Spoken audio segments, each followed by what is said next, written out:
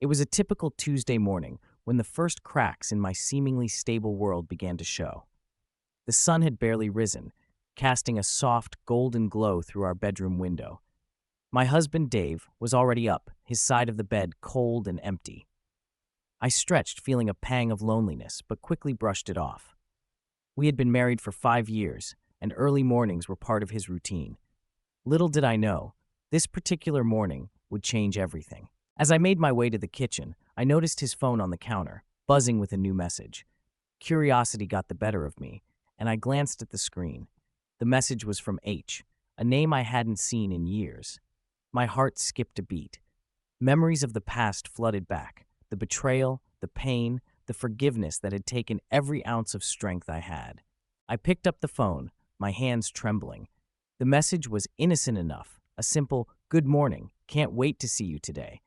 But it was enough to send my mind racing. Why was she messaging him? And why did he feel the need to hide it from me?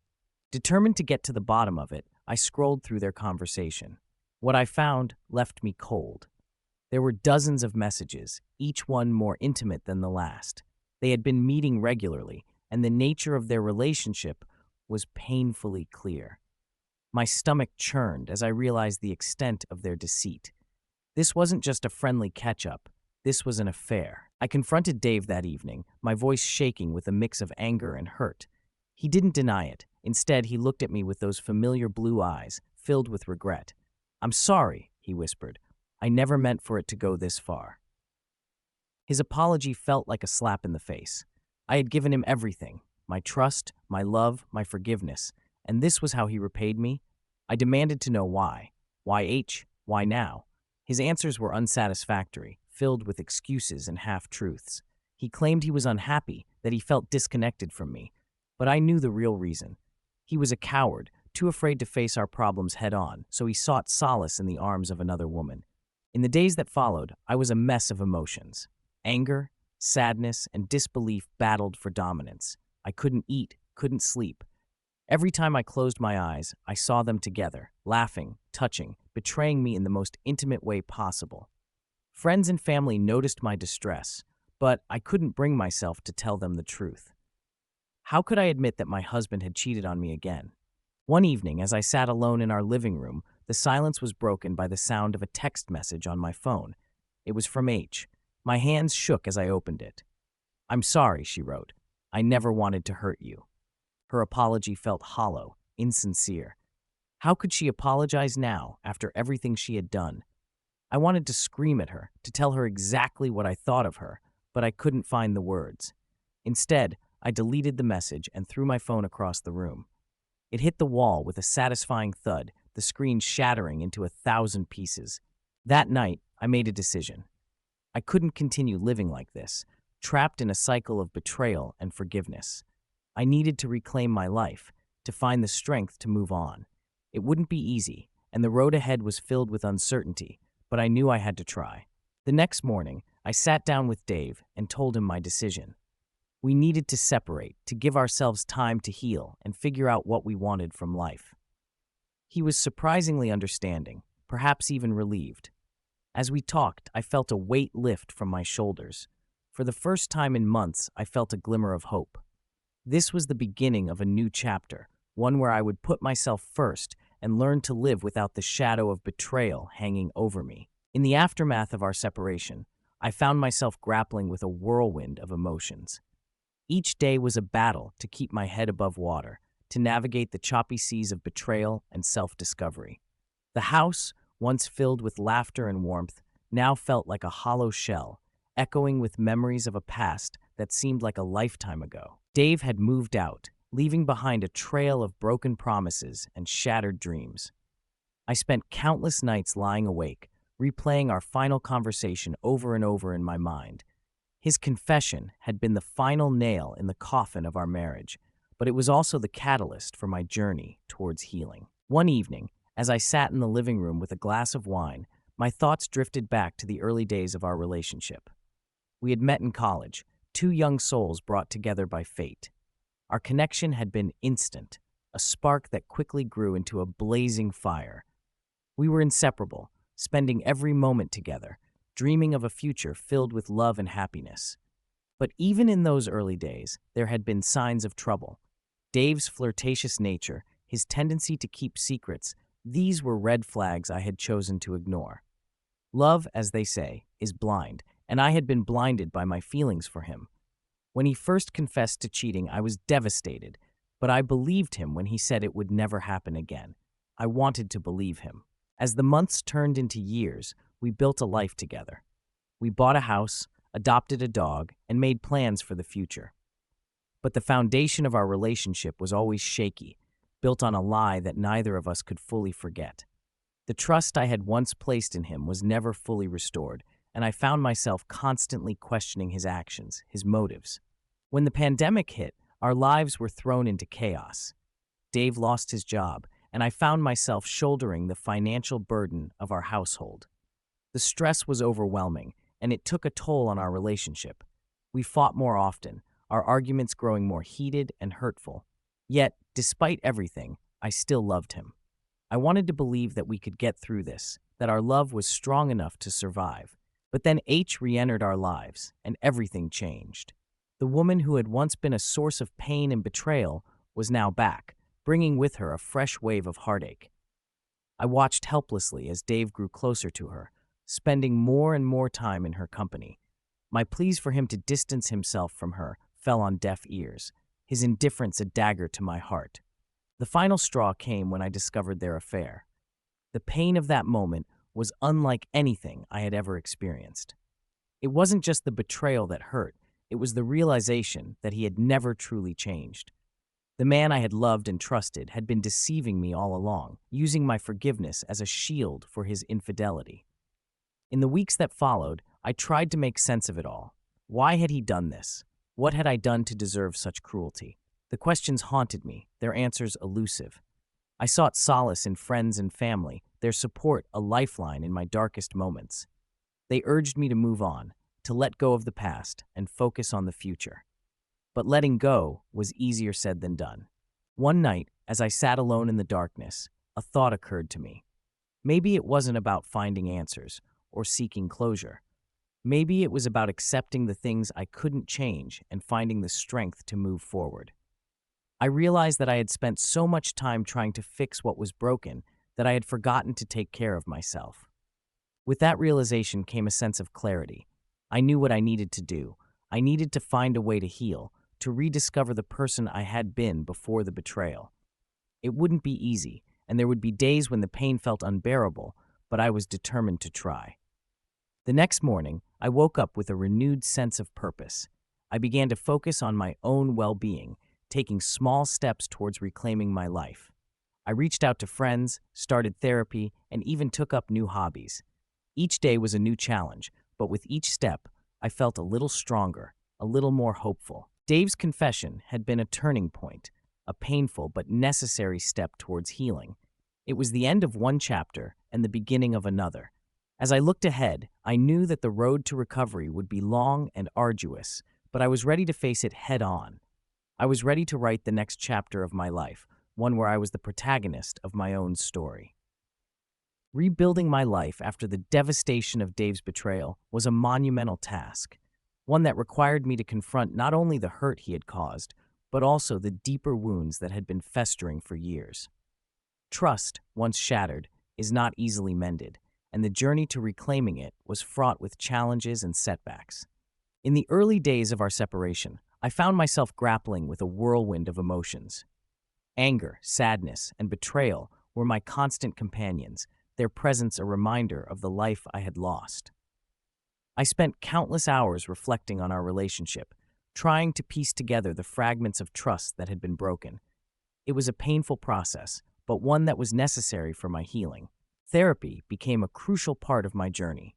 My therapist, Dr. Williams, was a kind and patient woman who helped me navigate the complexities of my emotions. She encouraged me to explore the roots of my pain, to confront the fears and insecurities that had been buried deep within me. Through our sessions, I began to understand that trust was not just about believing in someone else. It was also about believing in myself. One of the hardest parts of the process was learning to trust my own instincts again. For so long, I had ignored the red flags, the gut feelings that had warned me of Dave's deceit. I blamed myself for being naive, for allowing him to hurt me repeatedly. Dr. Williams helped me see that this self-blame was toxic, that I needed to forgive myself for the mistakes I had made. As I worked through these issues in therapy, I also began to rebuild my social life. Friends who had been distant during my marriage now rallied around me, offering their support and love. Their presence was a balm to my wounded soul, reminding me that I was not alone. We spent hours talking, laughing, and reconnecting.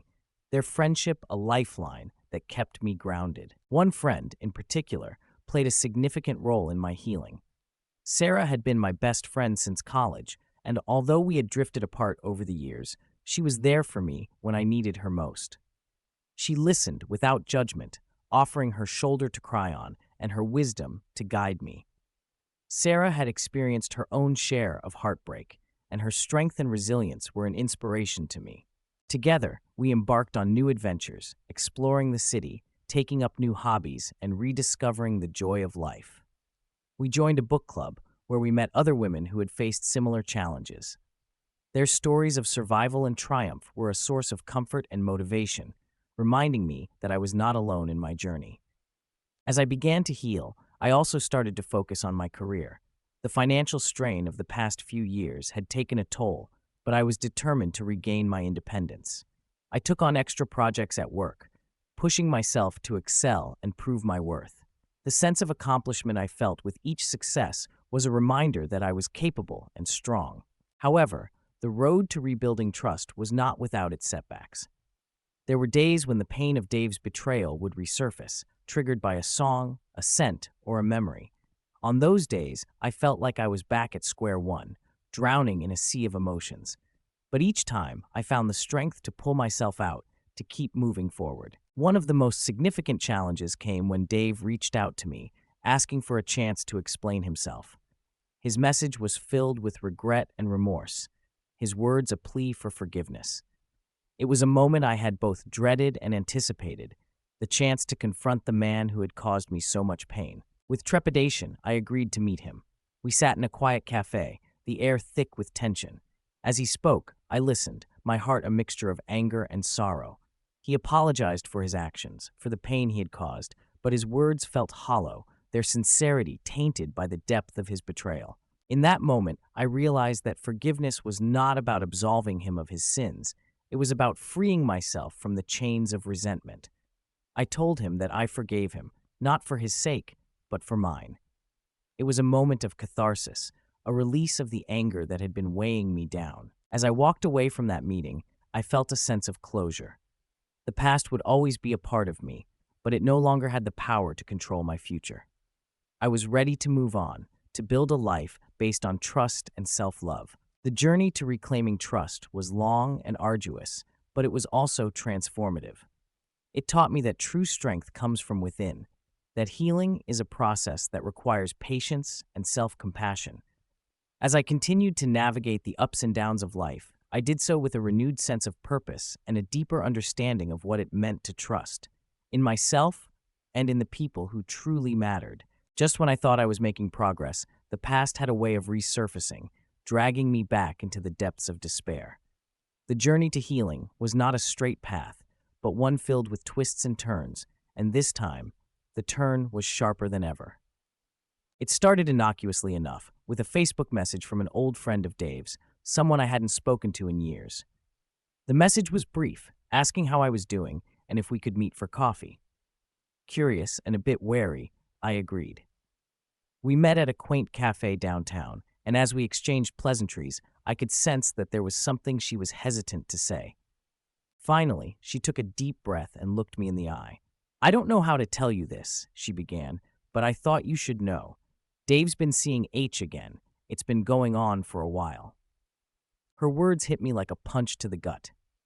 The wound I had worked so hard to heal was ripped open, the pain as fresh as the day I discovered their affair. I felt a wave of nausea, my heart racing as I struggled to process what she had just told me. "Are you sure?" I asked, my voice barely above a whisper. She nodded, her eyes filled with sympathy. "I'm so sorry. I thought you should know. I didn't want you to be blindsided again." As I left the cafe, my mind was a whirlwind of emotions. Anger, betrayal, and an overwhelming sense of déjà vu washed over me. How could he do this again? Hadn't he caused enough pain already? The questions swirled in my mind, their answers elusive. Back at home, I sat down and took a deep breath. I needed to think to figure out my next steps. I couldn't allow myself to be dragged back into the darkness. I had come too far, worked too hard to rebuild my life. I decided to confront Dave, to demand the truth once and for all. We met at a park, a neutral ground where we could talk without the weight of our shared history pressing down on us. As he approached, I could see the guilt etched on his face. He knew why I had asked to meet. "Is it true?" I asked, my voice trembling with a mix of anger and desperation. "Are you seeing her again?" He looked down, unable to meet my gaze. "Yes," he admitted. "I'm sorry." His admission was like a knife to the heart. I had hoped, foolishly perhaps, that it was all a misunderstanding, but his confession confirmed my worst fears. The betrayal cut deeper this time, the pain amplified by the trust I had begun to rebuild.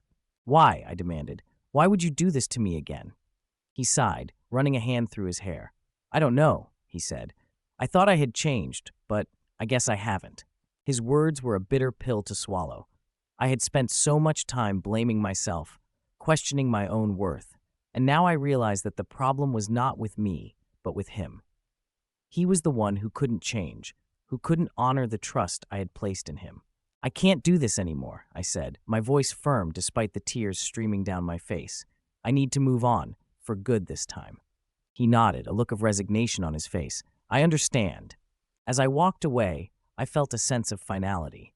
This was the end of a chapter, a painful but necessary step towards true healing. I had given him chance after chance, but now it was time to let go, to close the door on the past and look towards the future. In the weeks that followed, I threw myself into my work and my friendships. I focused on the things that brought me joy, the people who supported me. There were still days when the pain resurfaced, but I faced it with a newfound strength, knowing that I was capable of surviving, of thriving, even in the face of betrayal. The resurfaced betrayal was a stark reminder that healing was not a linear process. There would be setbacks, moments of doubt and despair, but each challenge was an opportunity for growth. I learned to trust myself again, to believe in my own resilience. The past would always be a part of me, but it did not define me. I was stronger than the betrayal, stronger than the pain, and I was ready to embrace whatever the future held. The betrayal was one thing, but the financial strain that followed added a new layer of stress and despair. In the wake of our separation, I found myself drowning in a sea of debt, the weight of our financial troubles threatening to pull me under. Dave's job loss had been the first blow. He had been the primary breadwinner, and without his income, we quickly fell behind on bills. My own job, while stable, didn't pay enough to cover all our expenses. We had relied on credit cards to make ends meet, and now the debt was overwhelming. I remember the day I sat down to go through our finances, the enormity of the situation hitting me like a ton of bricks. The credit card statements piled up, each one a stark reminder of our mounting debt. I felt a knot of anxiety in my stomach as I added up the numbers, the total far more than I had anticipated. With Dave gone, the responsibility of managing our finances fell squarely on my shoulders. I had to find a way to make ends meet, to keep a roof over my head and food on the table. It was a daunting task, and the stress was relentless. I started taking on extra work, picking up freelance projects wherever I could. Late nights became the norm as I juggled my regular job and the additional work.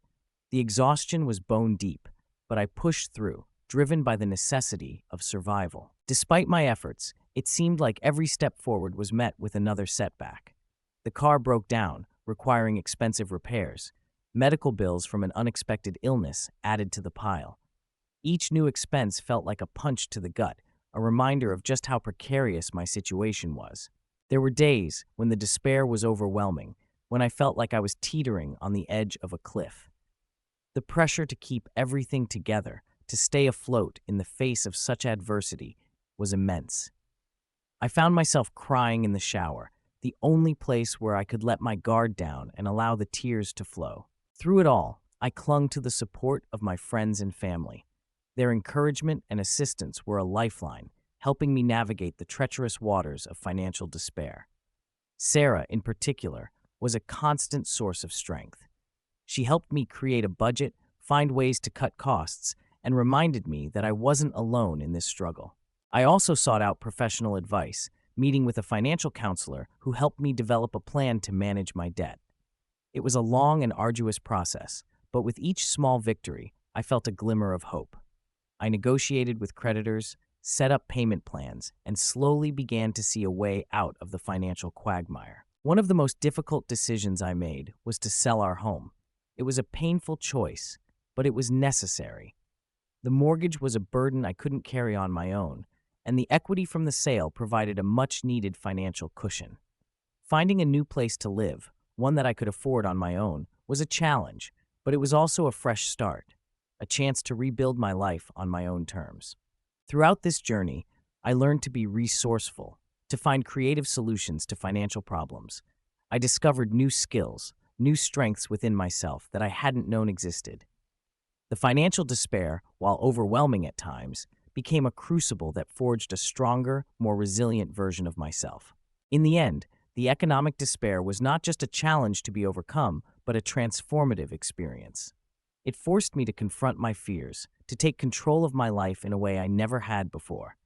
It taught me the value of perseverance, the importance of seeking help, and the power of resilience. As I stood on the other side of that dark period, I felt a sense of accomplishment. I had faced the storm and emerged stronger, more determined than ever to create a better future for myself.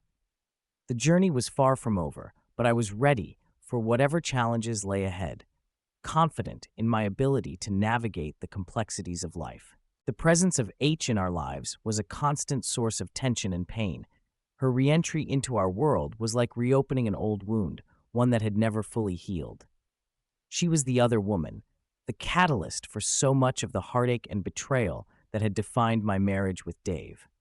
When H first reappeared, it was under the guise of reconciliation. She and her husband had come to apologize, to make amends for the past. I wanted to believe that it was possible to move forward, to put the past behind us for the sake of harmony. But as time went on, it became clear that her presence was toxic, a reminder of the infidelity that had nearly destroyed me. At first, I tried to be accommodating, to allow Dave the freedom to reconnect with his old friends. I wanted to be supportive, to show that I could rise above the past. But as their friendship deepened, I began to see the cracks forming in our relationship. Dave spent more and more time with H, often at the expense of our own time together. I felt a growing sense of unease, a gnawing anxiety that I couldn't shake. The breaking point came when I discovered that H had been spending time at our house, often without my knowledge. One evening, I came home from work to find her there, sitting in our living room as if she belonged. My anger was immediate and intense. How could Dave allow this? How could he disregard my feelings so completely? We had a heated argument that night, the air thick with tension and unresolved issues. I told him how uncomfortable it made me, how her presence was a constant reminder of his betrayal. He brushed off my concerns, accusing me of being unreasonable and paranoid. His indifference was a dagger to my heart, deepening the chasm between us. As the weeks went on, the situation worsened. H was a frequent visitor, her presence a shadow that loomed over our marriage. I felt increasingly isolated, my trust in Dave eroding with each passing day. Every time I saw her, I was reminded of the affair, of the lies and deceit that had shattered my trust. It was a toxic cycle, one that I couldn't seem to break. One day, I came home to find H asleep on the couch in Dave's office. The sight of her there in our home was too much to bear. I felt a surge of rage, my vision blurring with tears of frustration and betrayal. I confronted Dave, demanding to know why she was there, why he continued to allow her into our lives despite my objections. He shut down, refusing to engage in the conversation. His silence was infuriating, a wall that I couldn't penetrate. I felt like I was screaming into the void, my words falling on deaf ears. It was clear that he was choosing her over me, prioritizing her comfort over my pain. The realization was a bitter pill to swallow. In the days that followed, I found myself questioning everything. Why was I staying in a marriage that caused me so much pain? Why was I allowing myself to be treated this way? The answers were elusive, buried beneath layers of hurt and confusion. But I knew one thing for certain: something had to change. I reached out to friends, seeking their advice and support. They were a lifeline, helping me see the situation with fresh eyes. They reminded me of my worth, of the strength I possessed. With their encouragement, I began to see a way forward, a path that didn't involve sacrificing my happiness for the sake of a toxic relationship. The final straw came when I discovered that Dave and H had resumed their affair. The betrayal was like a physical blow, knocking the wind out of me. I confronted him, demanding the truth. His confession was a mix of regret and resignation, a confirmation of what I had feared all along. I knew then that I had to leave. The marriage was beyond repair, the trust irreparably broken. It was a painful decision, but one that was necessary for my own sanity and well-being. I couldn't continue living in the shadow of betrayal, couldn't continue sacrificing my happiness for a relationship that was toxic and damaging. Leaving was one of the hardest things I had ever done, but it was also the most empowering. It was a declaration of my worth, a refusal to accept anything less than what I deserved. The journey to healing was long and arduous, but I faced it with a newfound strength, confident in my ability to rebuild my life. The presence of H had been a constant source of pain, but it was also a catalyst for change. It forced me to confront the realities of my marriage, to make the difficult decisions necessary for my own well-being. As I moved forward, I carried with me the lessons learned, the strength gained from overcoming the darkest of times. I was ready to embrace the future, free from the shadows of the past. The unraveling of trust in my marriage was a slow, painful process, like watching a tapestry being slowly torn apart, thread by thread. Trust, once shattered, is difficult to rebuild, and in my case, the foundation was already cracked from previous betrayals. After discovering Dave's affair with H, my world was turned upside down. The man I had vowed to spend my life with, the man I had forgiven for past mistakes, had betrayed me once again. The trust I had worked so hard to rebuild was gone, replaced by a gnawing sense of doubt and insecurity. In the days following the revelation, I found myself questioning everything. Every word, every action, every glance, they all seemed tainted by the shadow of deceit. I couldn't shake the feeling that I was living a lie, that the man I thought I knew was a stranger. The unraveling trust seeped into every aspect of my life. I became hypervigilant, constantly looking for signs of betrayal, for proof that my suspicions were justified. It was an exhausting, all-consuming state of mind, one that left me feeling drained and defeated. One evening, as I sat alone in our living room, I found myself scrolling through Dave's social media accounts, searching for any hint of infidelity. I knew it was an invasion of his privacy, but the need for answers, for some semblance of control, was overpowering. As I scrolled through his messages, I felt a mix of relief and despair. There was no concrete evidence of another affair, but the trust was still gone. I confronted Dave about my suspicions, my voice trembling with a mix of anger and desperation. He denied any wrongdoing, his words filled with frustration and defensiveness. His reaction only deepened my doubts. How could I trust him when he had betrayed me so many times before? The strain on our relationship was palpable. Our conversations were fraught with tension, our interactions filled with suspicion and resentment. Every argument, every disagreement was colored by the underlying issue of trust. It was a toxic cycle, one that we couldn't seem to break. I sought solace in therapy, hoping to find a way to navigate the complexities of my emotions. Dr. Williams encouraged me to explore the roots of my distrust, to confront the fears and insecurities that had been festering for years. Through our sessions, I began to understand that trust was not just about believing in someone else. It was also about believing in myself. One of the hardest parts of the process was learning to trust my own instincts again. For so long, I had ignored the red flags, the gut feelings that had warned me of Dave's deceit. I blamed myself for being naive, for allowing him to hurt me repeatedly. Dr. Williams helped me see that this self-blame was toxic, that I needed to forgive myself for the mistakes I had made. As I worked through these issues in therapy, I also began to rebuild my social life. Friends who had been distant during my marriage now rallied around me, offering their support and love. Their presence was a balm to my wounded soul, reminding me that I was not alone. One friend, in particular, played a significant role in my healing. Sarah had been my best friend since college, and although we had drifted apart over the years, she was there for me when I needed her most. She listened without judgment, offering her shoulder to cry on and her wisdom to guide me. Sarah had experienced her own share of heartbreak, and her strength and resilience were an inspiration to me. Together, we embarked on new adventures, exploring the city, taking up new hobbies, and rediscovering the joy of life. We joined a book club where we met other women who had faced similar challenges. Their stories of survival and triumph were a source of comfort and motivation, reminding me that I was not alone in my journey. Despite the progress I was making, there were still moments when the pain resurfaced, when the memories of betrayal threatened to overwhelm me. On those days, I felt like I was back at square one, drowning in a sea of emotions. But each time, I found the strength to pull myself out, to keep moving forward. The unraveling of trust was a painful, messy process, but it was also a necessary one. It forced me to confront the realities of my marriage, to face the hard truths that I had been avoiding for so long. It taught me the importance of self-love, of putting myself first.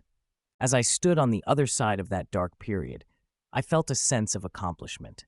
I had faced the storm and emerged stronger, more determined than ever to create a better future for myself. The journey was far from over, but I was ready for whatever challenges lay ahead, confident in my ability to navigate the complexities of life. The breaking point in my marriage came when the boundaries of decency and respect were completely shattered. The last straw was not just a single event, but a culmination of countless small betrayals that had built up over time, eroding the foundation of our relationship until it could no longer support the weight of our combined pain and resentment. It was a cold, gray morning when I finally reached my limit. I had been working late shifts to cover our bills, and sleep had become a luxury I could no longer afford. Exhaustion hung over me like a heavy fog, clouding my thoughts and amplifying my emotions. As I dragged myself out of bed, I noticed Dave's absence. His side of the bed was untouched, his belongings scattered carelessly around the room. A sense of unease settled over me as I made my way downstairs. The house was eerily quiet, the silence punctuated only by the ticking of the kitchen clock. I found a note on the counter, scrawled in Dave's familiar handwriting. It was brief, almost dismissive. "Gone to see H, be back later." The words were like a punch to the gut. Despite everything, despite my repeated pleas for him to distance himself from H, he continued to prioritize her over our marriage. The anger and hurt that had been simmering beneath the surface for months finally boiled over. I called him, my hands shaking with a mix of rage and desperation. When he answered, his voice was calm, almost indifferent. I demanded to know why he was with her, why he continued to disregard my feelings. His response was maddeningly casual, as if my pain was an inconvenience rather than a legitimate concern. "We're just friends," he insisted. "You're overreacting." The conversation quickly escalated into a shouting match, our voices echoing through the empty house. I accused him of betrayal, of disrespect, of breaking every promise he had ever made. He accused me of being controlling, of not trusting him, of holding on to the past. The argument reached a fever pitch, and in that moment, I knew I couldn't do it anymore. I couldn't keep fighting for a marriage that was already dead. As I hung up the phone, I felt a strange sense of clarity. The decision that had been brewing in my mind for months finally solidified. I needed to leave. I needed to reclaim my life, to find peace and happiness outside of the toxic relationship that had consumed me. I spent the next few days making preparations. I contacted a lawyer, started looking for a new place to live, and began the painful process of untangling our lives. Each step was a small victory, a reminder that I was taking control of my future. It wasn't easy. There were moments of doubt, of fear, of overwhelming sadness, but with each passing day, I felt a little stronger, a little more certain that I was making the right choice. The final confrontation with Dave was a mixture of relief and sorrow. We sat across from each other at the dining table, the silence heavy with unspoken words. I told him that I was leaving, that I couldn't continue living in a relationship that brought me so much pain. His reaction was a mix of shock and resignation. He tried to argue, to convince me to stay, but I stood firm. My decision was final. As I packed my belongings and prepared to leave, I felt a sense of liberation. The house, once a symbol of our love and shared dreams, was now just a place filled with painful memories. Walking out the door for the last time, I felt a mixture of emotions: sadness for what was lost, but also hope for what lay ahead. The last straw was not just the end of my marriage, but the beginning of a new chapter in my life. It was a turning point, a moment of clarity that allowed me to see the path forward. The journey to healing and self-discovery was far from over, but I was ready to face it with courage and determination. As I looked towards the future, I felt a sense of empowerment. I had survived the darkest moments, and now it was time to embrace the light. The road ahead was uncertain, but I was ready to navigate it, confident in my ability to build a life filled with love, trust, and happiness. The last straw had broken the ties that bound me, but it had also set me free, and I was ready to soar. Continued. The day after I moved out, I experienced a range of emotions: liberation, grief, hope, and fear. Each feeling was a tidal wave, pulling me in different directions. But one emotion that dominated all others was anger. It was a fierce, burning anger that needed an outlet, and I knew exactly where to direct it. Dave's family had been in the dark about our separation, believing that our problems were typical marital issues that would eventually be resolved. They had always been supportive of our relationship, and I felt a sense of loyalty towards them. However, I realized that they needed to know the truth, especially since they had been a significant part of my life for years. I decided to confront Dave one last time, this time with his family present. They needed to hear the full story and understand the depth of his betrayal. I arranged to meet at his parents' house, a place filled with memories of happier times. As I drove there, my hands gripped the steering wheel tightly, my heart pounding with anticipation and dread. When I arrived, Dave's parents greeted me warmly, oblivious to the storm that was about to break. Dave was already there, looking uneasy. His siblings were also present, their expressions ranging from confusion to concern. I took a deep breath, steeling myself for what was to come. "I need to talk to all of you," I began, my voice trembling slightly but gaining strength with each word. "There are things you need to know about why I left." I recounted the events of the past few months, laying bare the lies, the infidelity, and the emotional abuse I had endured. I spoke of H and her intrusive presence in our lives, of Dave's refusal to honor my boundaries, and of the final betrayal that had pushed me to leave. As I spoke, I could see the shock and disbelief on their faces, their eyes widening with each revelation. Dave tried to interrupt, to defend himself, but I held up a hand to stop him. "You've had your chance to explain," I said, my voice firm. "Now it's my turn to tell the truth." When I finished, the room was silent, the air heavy with tension. Dave's parents looked devastated, his mother's eyes filled with tears. His father's face was a mask of anger and disappointment. His siblings were equally affected, their expressions a mix of disbelief and sorrow. "How could you do this?" his mother finally asked, her voice breaking. "How could you betray her like this, after everything she's done for you?" Dave looked down, unable to meet her gaze. "I'm sorry," he mumbled, but the words sounded hollow, insincere. His father stood up, his face flushed with anger. "Sorry isn't enough," he said, his voice shaking with fury. "You've destroyed this family, and for what? A fling? How could you be so selfish?" The confrontation was explosive, emotions running high as years of pent-up frustration and hurt came spilling out. I felt a mixture of vindication and sorrow, grateful for their support but heartbroken by the pain it caused them.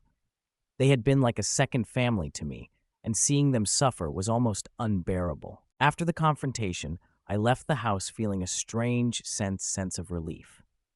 The truth was out, and while it had caused pain, it was also a necessary step towards healing. Dave's family deserved to know what had happened, and I needed them to understand why I had made the difficult decision to leave. In the weeks that followed, I maintained contact with Dave's family. They were supportive and understanding, offering their love and encouragement as I navigated this new chapter of my life. It was a bittersweet connection, a reminder of what I had lost, but also of the strength and resilience I had gained. The explosive confrontation was a turning point, a moment of catharsis that allowed me to release the anger and hurt that had been consuming me. It was not the end of my journey, but a crucial step towards finding peace and reclaiming my life. As I moved forward, I carried with me the lessons learned, the strength gained from facing the darkest moments head on. The weeks following the explosive confrontation were a whirlwind of emotions and realizations. Each day brought new challenges, but also new insights into myself and the life I wanted to create. One of the most significant revelations came when I finally sat down and reflected on my past, not just with Dave, but my entire journey. It was during one of my therapy sessions with Dr. Williams that the revelation struck me. We were discussing my patterns of behavior, my choices, and the reasons why I had stayed in a toxic relationship for so long. As we delved deeper, I began to see a pattern of self-sacrifice and a tendency to prioritize others' happiness over my own. "Why do you think you stayed with Dave despite everything?" Dr. Williams asked, her voice gentle but probing. I hesitated, searching for the right words. "I guess I thought I could fix things," I said slowly. "I believed that if I just tried harder, loved him more, everything would be okay." Dr. Williams nodded, her eyes full of understanding. "And where do you think that belief comes from?" As I pondered her question, memories from my childhood surfaced. Growing up, I had always been the peacemaker, the one who tried to keep the peace in a tumultuous household. My parents' marriage had been fraught with conflict, and I had often found myself caught in the middle, trying to mediate and keep everyone happy. "I think it started when I was a kid," I admitted.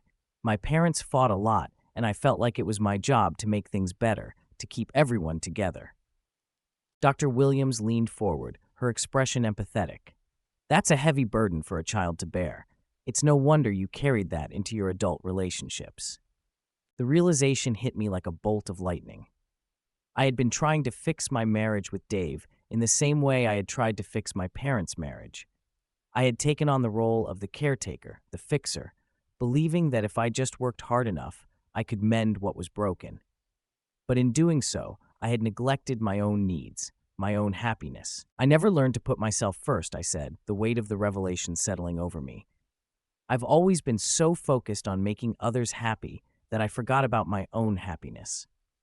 Dr. Williams smiled gently. "It's never too late to start putting yourself first.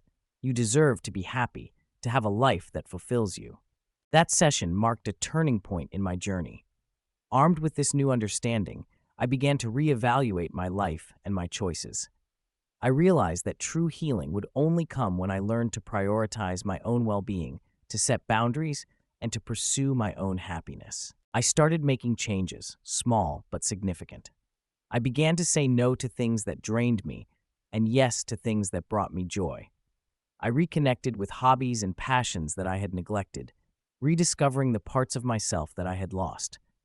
I spent time with friends who uplifted and supported me and distanced myself from toxic relationships. One of the most profound changes was the way I viewed myself. For so long, I had based my self-worth on my ability to make others happy, to fix their problems.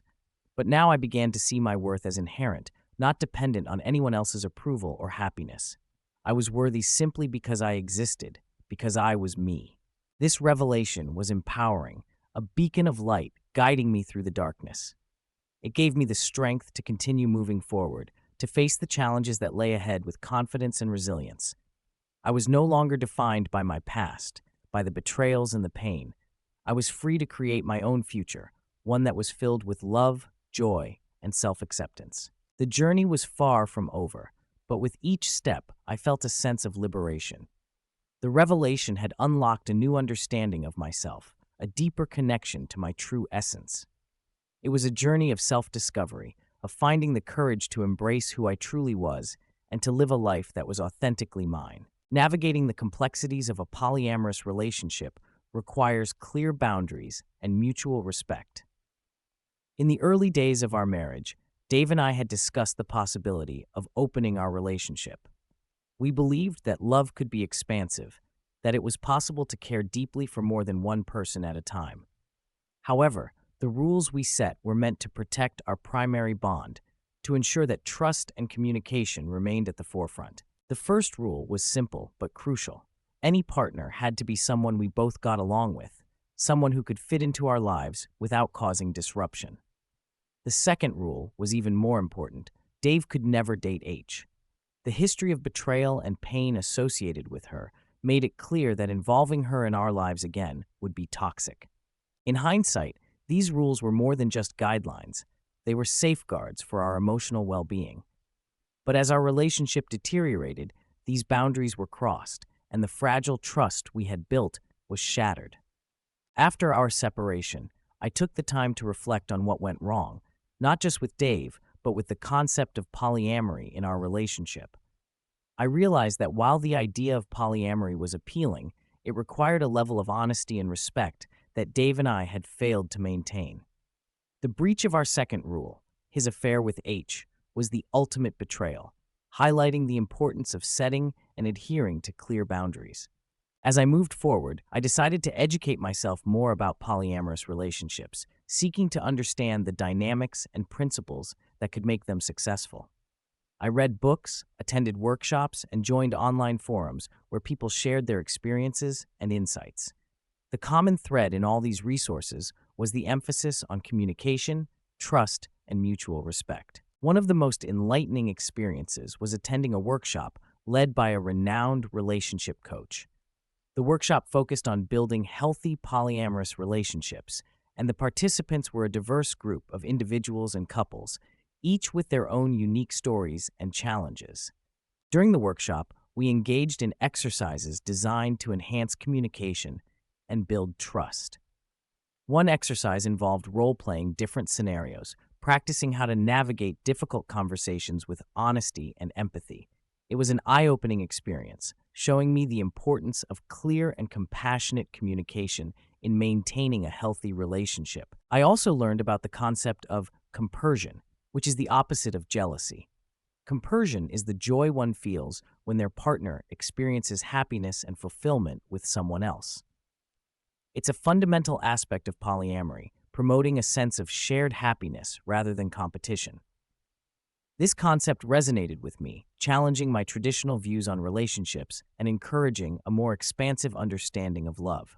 Armed with this new knowledge, I began to reassess my own needs and desires. I realized that while polyamory was a valid and fulfilling relationship model for many, it required a level of trust and communication that I was not ready to re-enter immediately. I needed time to heal, to rebuild my sense of self before I could consider opening my heart again. I continued to engage with the polyamorous community, finding solace in the stories of others who had faced similar challenges. Their resilience and commitment to honesty inspired me, giving me hope that it was possible to build a healthy, fulfilling relationship in the future. One of the most valuable lessons I learned was the importance of self-awareness. Understanding my own boundaries, needs, and triggers was crucial in navigating any relationship, polyamorous or otherwise. This self-awareness allowed me to set clear boundaries and communicate them effectively, ensuring that my emotional well-being remained a priority. As I moved forward, I remained open to the possibilities of love, whether monogamous or polyamorous. The experience with Dave had taught me the importance of trust, communication, and respect, principles that would guide me in any future relationship. The journey was one of self-discovery and growth, a continuous process of learning and evolving. The polyamorous rules that Dave and I had set were meant to protect our relationship, but their violation highlighted deeper issues of trust and respect. Moving forward, I was committed to building relationships that honored these principles, ensuring that my heart remained open but protected. The journey was far from over, but I was ready to embrace the challenges and opportunities that lay ahead, confident in my ability to navigate the complexities of love. Discovering Dave's double life was a painful and disorienting experience. The man I thought I knew, the person I had shared my life with, had been living a lie. Unraveling the truth was like piecing together a puzzle, each new revelation adding to the growing sense of betrayal and confusion. It started with small inconsistencies, little things that didn't add up, late nights at work, unexplained absences, and a growing emotional distance between us. At first, I brushed them off, attributing them to the stress of his job and our financial troubles. But as the months went on, the signs became harder to ignore. One evening, As I was sorting through a stack of mail, I came across a credit card statement that didn't match our accounts. The charges were for restaurants and hotels I had never heard of, and the dates coincided with times when Dave had claimed to be working late. My heart raced as I realized what this could mean. Confronting Dave about the credit card statement was a turning point. His initial denial and defensiveness only deepened my suspicions. When he finally confessed, the truth was even worse than I had imagined. He had been leading a double life, maintaining a relationship with H while pretending to be committed to our marriage. The revelation shattered me. I felt a mix of anger, betrayal, and profound sadness. How could he have deceived me for so long? What did this say about our entire relationship? The questions swirled in my mind, each one more painful than the last. In the days that followed, I delved deeper into his double life, uncovering more lies and betrayals. I found emails and text messages, each one a dagger to my heart. The extent of his deceit was staggering, and it became clear that our marriage had been built on a foundation of lies. The hardest part was reconciling the man I thought I knew with the reality of who he was. Dave had always been charming and attentive, the kind of person who made me feel loved and cherished. But now, I saw that this facade had been just that, a carefully constructed illusion designed to hide his true self. As I grappled with these revelations, I realized that I needed to find a way to move forward. Living in the shadow of his betrayal was not an option. I needed to reclaim my life, to build a future that was free from lies and deceit. I sought support from friends and family, their love and encouragement a lifeline during this tumultuous time. I also continued my therapy sessions with Dr. Williams, working through the complex emotions and trauma that came with discovering Dave's double life. One of the most empowering steps I took was reclaiming my own narrative. I started journaling, pouring my thoughts and feelings onto the page. Writing became a cathartic release, a way to process the pain and make sense of the chaos. It allowed me to regain control over my story, to find my voice amidst the silence of betrayal. I also began to focus on self-care, prioritizing my physical and emotional well-being. I took up yoga, finding solace in the mindful movement and meditation. I spent time in nature, walking in the park and reconnecting with the world around me. Each small act of self-care was a step towards healing, a reminder that I deserved love and happiness. The process of rebuilding my life was not easy, and there were moments when the pain felt overwhelming. But with each passing day, I grew stronger, more resilient. I learned to trust myself again, to believe in my own worth. Dave's double life had been a devastating revelation, but it also became a catalyst for change. It forced me to confront the truth, to make difficult decisions, and to prioritize my own happiness. It was a painful but necessary step towards reclaiming my life and building a future that was true and authentic. As I looked towards the future, I felt a sense of hope. The journey was far from over, but I was ready to face it with courage and determination. The double life that had once defined my marriage was now just a chapter in my past, a lesson that had made me stronger and more resilient. I was ready to embrace the possibilities that lay ahead, confident in my ability to navigate the complexities of life and love. The aftermath of Dave's betrayal extended far beyond our relationship, impacting not only me, but also our families. The family fallout was a painful and complex process, as everyone grappled with the revelations and their implications. Dave's parents had always been supportive of our marriage, treating me like a daughter. Their shock and disappointment were palpable when they learned the truth. I had dreaded telling them, fearing their reaction and the pain it would cause, but they deserved to know the full story, to understand why I had made the difficult decision to leave. We sat down in their living room, the atmosphere heavy with tension. I recounted the events of the past months, my voice trembling as I spoke. Dave's mother wept quietly, her hands clasped tightly in her lap. His father, usually a stoic man, looked devastated. The betrayal had shattered their image of their son, and they struggled to reconcile the man they thought they knew with the reality of his actions. "I'm so sorry," his mother said, her voice breaking. "I had no idea. I can't believe he would do this to you." Her words were a balm to my wounded heart, a reminder that I was not alone in my pain. They assured me that they would support me no matter what, and that I would always be a part of their family. Their kindness and understanding meant the world to me, providing a sense of stability in the midst of chaos. Dave's siblings were equally affected, their reactions a mix of anger and sorrow. They confronted him, demanding explanations and expressing their disappointment. It was a painful process, but one that was necessary for them to process their own feelings and come to terms with the betrayal. My own family was equally supportive, rallying around me with love and encouragement. They had always been wary of Dave, sensing that something was amiss, but they had never imagined the extent of his deceit.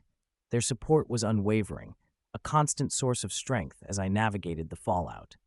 The family fallout was not just about the immediate reactions, but also about the long-term impact. Relationships were strained, trust was eroded, and the once close bond between our families was fractured. It was a painful but necessary process, as everyone worked through their own emotions and tried to find a way to move forward. One of the most challenging aspects was dealing with the broader community. Friends and acquaintances had their own reactions, their own judgments. There were whispers and rumors, as people tried to make sense of the situation. Some were supportive, offering their love and understanding, while others were more critical, questioning my decisions and my role in the breakdown of our marriage. Through it all, I focused on maintaining my integrity and staying true to myself. I refused to let the opinions of others define my worth or dictate my actions. I knew my truth, and that was enough. The family fallout was a painful but necessary step towards healing. It forced us all to confront the reality of the situation, to process our emotions, and to find a way to move forward. It was a time of great upheaval, but also a time of growth and transformation. As the months passed, the pain began to subside, replaced by a sense of acceptance and resilience. The relationships that had been strained began to heal, as we all worked towards forgiveness and understanding. It was a slow process, but one that was essential for our collective healing. The family fallout taught me the importance of honesty, communication, and support. It reinforced the value of having a strong support system and the power of love and forgiveness. It was a difficult journey, but one that made me stronger and more resilient. As I looked towards the future, I felt a sense of hope. The family fallout had been a painful chapter, but it was also a time of growth and transformation. I was ready to embrace the challenges and opportunities that lay ahead, confident in my ability to navigate the complexities of life and love. The journey was far from over, but I was ready to face it with courage and determination, surrounded by the love and support of those who mattered most.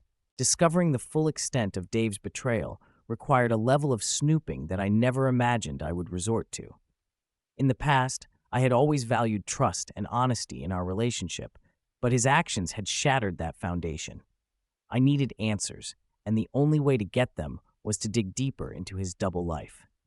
It began innocuously enough, with a desire to understand the truth. The credit card statements had been the first clue, but they only scratched the surface. I needed to know the full extent of his deceit, to piece together the fragments of his lies. With a heavy heart, I decided to go through his emails and text messages, hoping to find the answers I so desperately sought.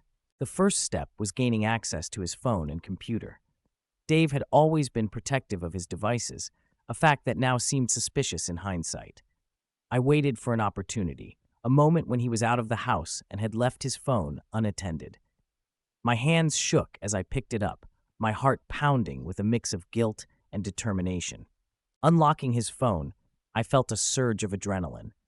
I navigated to his messages, scrolling through the conversations with a growing sense of dread. There were countless messages between him and H, each one a testament to their ongoing affair. The language they used was intimate, filled with endearments and shared secrets. It was a painful confirmation of what I had already suspected. As I delved deeper, I discovered that their relationship had been ongoing for months, possibly even years. They had met in secret, exchanged gifts, and planned getaways. The betrayal was far more extensive than I had imagined, and each new revelation was like a dagger to my heart. But it wasn't just H. There were messages with other women as well, suggesting that Dave's infidelity was not limited to one person. He had been living a lie on multiple fronts, deceiving me and everyone around him. The extent of his betrayal was staggering, and the trust that had already been shattered was now completely obliterated. Going through his emails revealed even more. There were confirmations of hotel reservations, receipts for gifts, and correspondence with H and others that painted a clear picture of his double life. Each piece of evidence was a painful reminder of the man I thought I knew and the reality of who he had become. The snooping was a necessary evil, a means to an end. It provided the closure I needed, the proof that my suspicions were not unfounded. But it also left me feeling hollow, a sense of despair that was hard to shake. The man I had loved and trusted had betrayed me in the most profound way, and the evidence was now irrefutable. Confronting Dave with the evidence was a turning point. I presented him with the messages and emails, laying out the full extent of his deceit. His reaction was a mix of denial and deflection, but the truth was undeniable.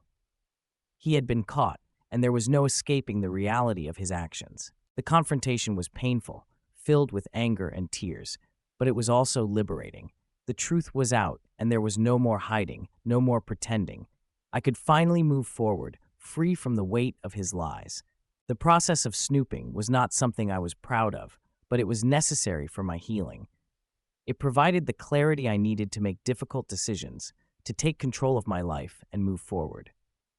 It was a painful chapter, but one that was essential for my growth and transformation. As I looked towards the future, I felt a sense of empowerment. The journey had been difficult, but I had emerged stronger and more resilient. The snooping had been a means to an end, a necessary step towards reclaiming my life. The road ahead was still uncertain, but I was ready to face it with courage and determination, armed with the truth and the strength to move forward. The final betrayal was a revelation that cut deeper than any wound I had ever experienced. It was the culmination of all the lies, deceit, and pain that had defined my marriage to Dave. This time, it wasn't just about his infidelity. It was about his calculated decision to destroy what little remained of our relationship. In the days leading up to the final revelation, I noticed a change in Dave's behavior. He became more distant, more secretive, as if he was hiding something monumental. My suspicions were on high alert, and I braced myself for what I knew would be another painful discovery. It was a Saturday morning when the final betrayal came to light. Dave had left the house early, claiming he needed to run errands. I decided to take the opportunity to dig deeper, to find the missing pieces of the puzzle. My search led me to his office, a place he had always kept off limits. With a sense of trepidation, I entered, determined to uncover the truth. I found his laptop on the desk, the screen still open. My heart raced as I sat down, navigating through his files and emails. What I discovered left me cold. There were documents detailing his plans to leave me, to start a new life with H. They had been planning this for months, possibly even longer, waiting for the right moment to make their move. The emails were explicit, outlining their intentions to abandon their respective spouses and be together.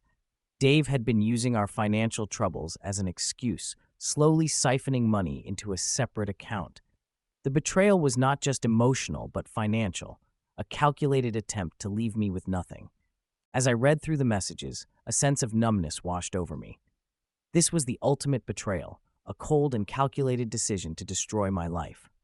The man I had once loved had become a stranger, someone capable of unimaginable cruelty. I sat there for what felt like hours, processing the magnitude of what I had discovered. The tears came slowly at first, then in a torrent, each one a release of the pain and anger that had been building inside me. I knew I had to confront him, to demand answers, but I also knew that this was the end. There was no coming back from this. When Dave returned home, I was waiting for him in the living room. The confrontation was explosive, filled with accusations and denials. But this time I had the evidence, and there was no escaping the truth. He admitted to everything, his excuses and justifications falling on deaf ears. "How could you?" I demanded, my voice breaking with emotion. "How could you destroy everything we had?"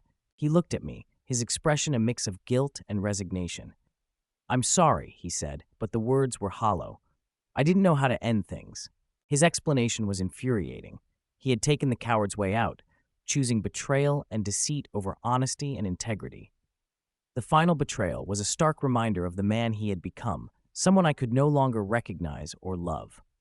In the days that followed, I began the process of extricating myself from the life we had built together. The separation was painful, but it was also liberating. I filed for divorce, determined to move forward and rebuild my life on my terms. The final betrayal was a turning point, a moment of clarity that allowed me to see the truth. It was the end of a painful chapter, but also the beginning of a new journey. As I moved forward, I carried with me the lessons learned, the strength gained from overcoming the darkest moments. The road ahead was still uncertain, but I faced it with a sense of empowerment. The final betrayal had shattered the illusions of my past, but it had also freed me to create a future that was true and authentic. The journey was far from over, but I was ready to embrace it with courage and determination, confident in my ability to navigate the complexities of life and love. As I looked towards the future, I felt a sense of hope and possibility. The final betrayal had been a devastating blow, but it had also been a catalyst for change. I was ready to reclaim my life, to build a future filled with love, trust, and happiness. The journey was just beginning, and I was ready to face it head-on, armed with the strength and resilience that had carried me through the darkest times.